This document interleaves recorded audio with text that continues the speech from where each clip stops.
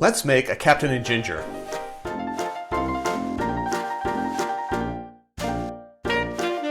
Hi, I'm Jared. Welcome to Kill-Divill, where we focus on rum and cocktails. Today we are going to make a Captain and Ginger. If you're new to the channel, welcome. If you're returning to the channel, welcome back. In either case, I hope you enjoy this drink. The Captain and Ginger is Captain Morgan's rum version of a safe harbor, which is internationally known as a dark and stormy. So it's got two ingredients. It's got ginger beer and it's got rum.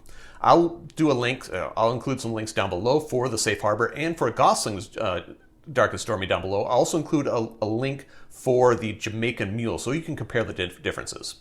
This is one of those really simple drinks that don't necessarily need measurements. However, Captain Morgan does provide them on their website, so that's what we're going to do today. A note on the rum. Since we are making the Captain and Ginger, we really should be using Captain Morgan's original spiced rum. If you want to make a safe harbor, or internationally known as a dark and stormy with some other type of rum, feel free to do so. However, then you're not making the Captain and Ginger. To make this drink, we are going to start by filling our glass with ice. The official glass is a highball or a Collins. Fill it with ice. This is... I did something to my wrist, my hand technically, so that was a lot more difficult than it should have been. Hopefully it goes easier for you. Now I'm going to add my rum.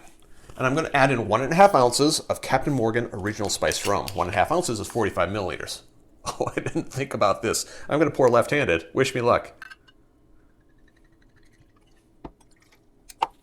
If I was making this for myself, I'd probably put 2 ounces of rum at least. Next, ginger beer or ginger ale. This is going to be equally difficult, isn't it? Let's see if I can do this. I don't know if that's a twist off or not, but it's not a twist off today.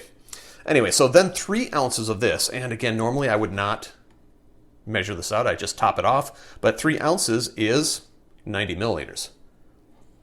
That's less comfortable than I'd like it to be. And I'm going to measure it out just for purposes.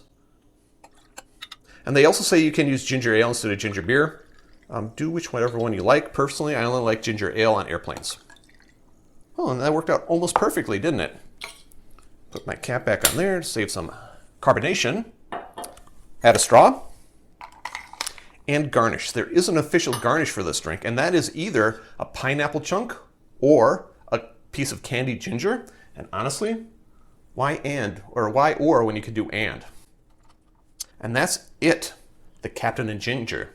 Drink with good spirits.